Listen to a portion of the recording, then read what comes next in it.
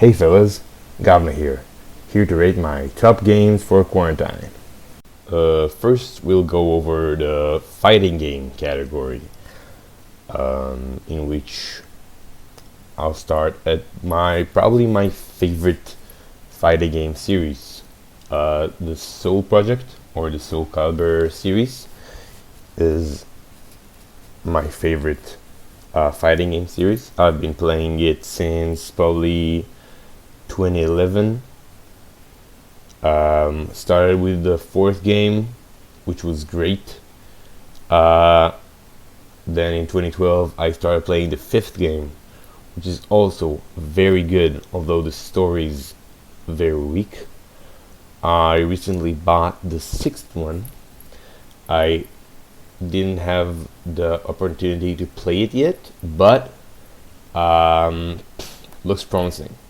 SoulCalibur is different from fighting games like Tekken or Mortal Kombat, as it is weapon based. If I remember correctly, it was one of the first weapon based fighting game series that really got popular. Every character has its own, weapon with different striking speeds, range, stuff like that, strength, and game. If there's something, I'll talk about it more later, but if there's something that I really appreciate and like in the game, like gets me hooked, is creative liberty. If a game has creative liberty, I really like it, like customization. And in SoulCalibur you have amazing character customization, and if you were on the internet in late 2018 and early 2019, I think you remember the craze around SoulCalibur 6, as everyone went crazy about the character customization in the game. The thing is, also past games in the series had amazing customization, but they were released in 2012 and 2008, and so nobody really remembers that. But game is really good, really well made. Customization is amazing. The story in the fifth game is pretty weak. I recently bought the sixth game, haven't got to playing it yet, but I'm looks very promising, so I'm waiting for that. Next up is Lethal League, which is a very unique fighting game I like. It's like every time I tell someone about the game, I open with the sentence, "It's a fighting game in which you never hit your opponent," and that's half true. You use your hand or a bat or huge robotic arm to hit a ball, and the ball has the color of your team. And let's say there are two players, one of them is the red team, the other is the blue team, and so the red one hits the ball is now red, and when it hits the blue player, he gets damage. Every character has different movement as well as different special attacks. It's very cool. I don't know how much fighting game enthusiasts like this game. I enjoy it very much. I'm playing it a lot with my best friend, not during quarantine because we self-isolate, but it's a very good game. It also has online multiplayer. I don't know how good it is. There are also other reviews of the game. All of the games I'm talking about here have more reviews on the internet if you like to hear more in-depth information. But yeah, I think it's a very good game. So I think it's time to expand on the creative liberty section. If there's something that's really important to me in a game, it's creative liberty, it's customization, and one of the games that I think represents this is Little Big Planet, in which the first and the second game have plots, they have a story mode, but also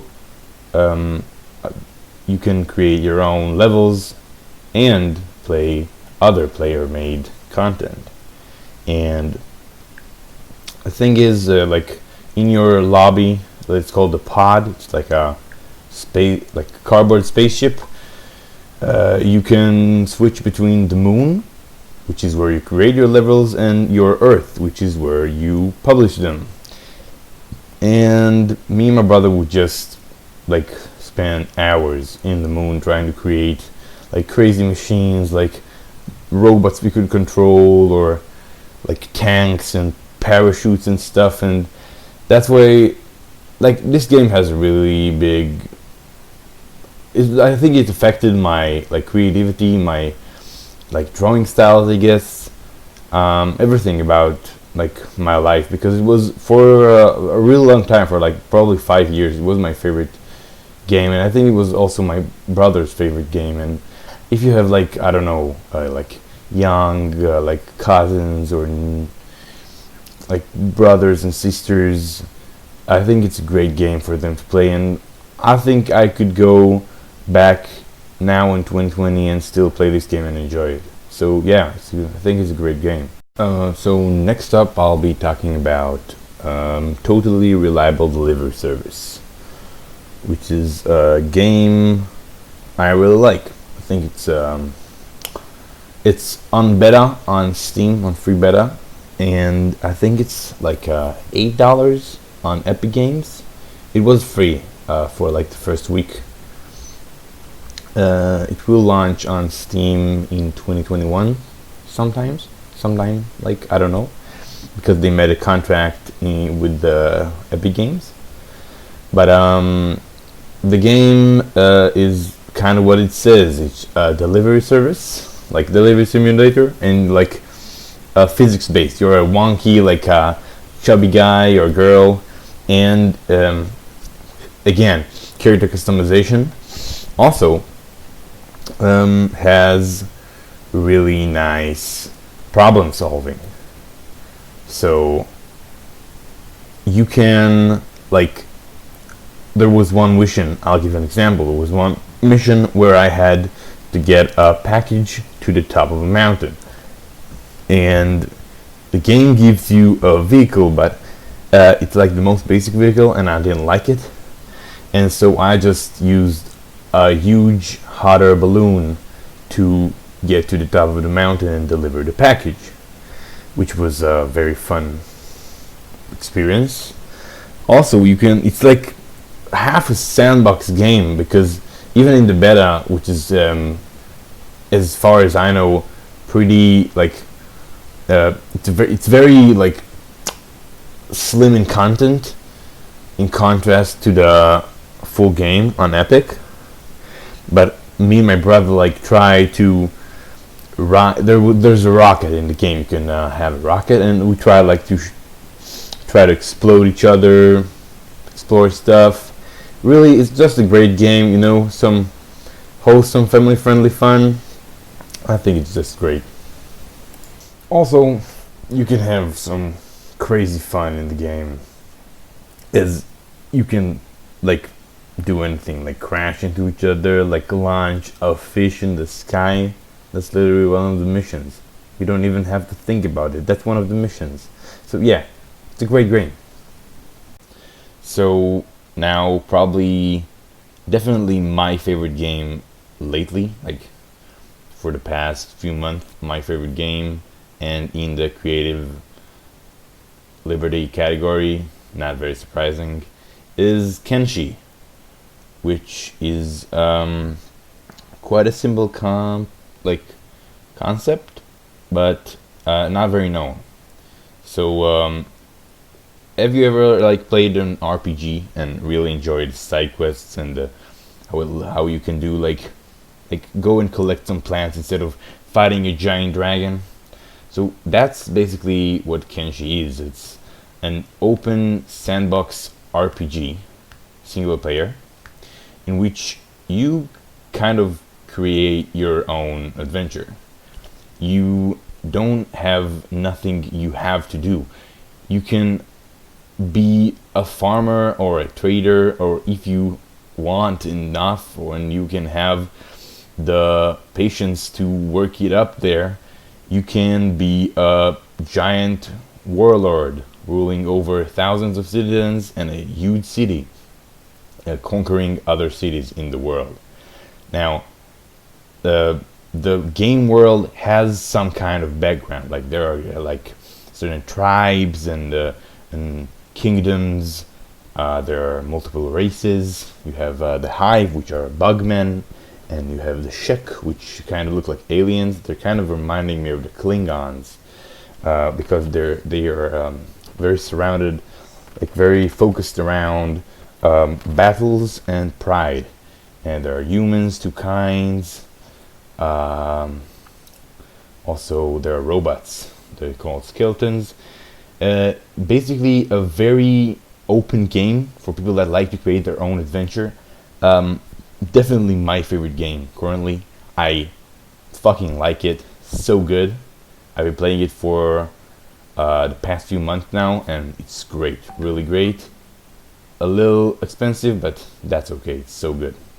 So, roguelikes is a genre of games like Binding of Isaac or Enter the Gungeon, in which you explore randomly generated dungeons in search for items to make yourself stronger and reaching new endings. Most roguelike games have multiple endings.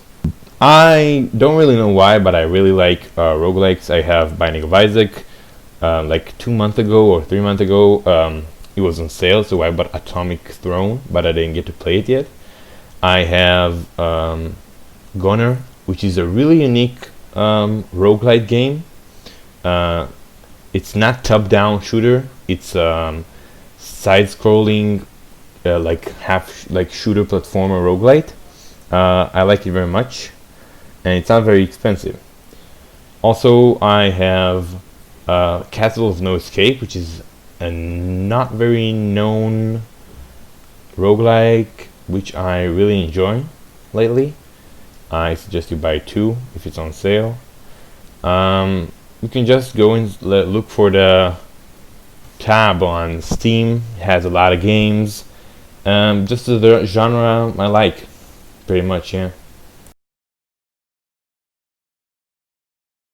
And now moving on to multiplayer games. The first ones I'm gonna talk about is Saints Row the Third, which is the only one I played, but it's great. A friend of mine, my best friend, told me to buy it. It was on sale for like I'd say like $6, I think, for like the game and all of the DLCs. And man, it's a great game. It's like, imagine GTA, but if you could do like crazy stuff, really. Like you have one of the vehicles is a tank with a laser beam cannon. You have a weapon that's a purple dildo. Okay, that game is crazy. I guess it's okay to play single player, but on multiplayer it's crazy fun. So grab a friend and play it. It's a great game. So now I'll be talking about one of probably my favorite games right now, Dying Light, which my brother encouraged me to buy. It was on sale. It's great, really great game. Imagine every time you play a game and you want to climb something and the game just doesn't let you because it's not part of the mechanics. So in Dying Light you can basically climb everything. It's a zombie survival, I guess, parkour game. It's really good. Story's nice. Story's okay. Characters are nice. Got like ton of quests, amazing weapons, like variety. You got like from two-handed hammers to like tiny daggers. It's great. You can play in single player, which is very fun, but it's even more fun in multiplayer. Like I've been playing with my brother for a lot, and it's really good. So I suggest you buy it. It doesn't have to be on sale, but if you can get it for like on sale with the DLCs, really great deal, and it's a really great game. So I suggest you buy it. And next up is Risk of Rain 2, which is a roguelite game recommended to me by my same friend that recommended Saints Row 3 to me. And if you know roguelite games, you'll know that they are games that are focused around randomly generated maps. You ran around killing monsters and other creatures, collecting items, having synergies with the items, like between them. It's great fun and mostly about like having the best run possible, you know, like best. You want good RNG, and that game it's fun, great fun on single player, but on multiplayer it's really good. Like you can have like double, triple, quadruple action, monster killing. It's really great. So guys, that was my review for Games for Quarantine and for Non-Apocalypse Times 2.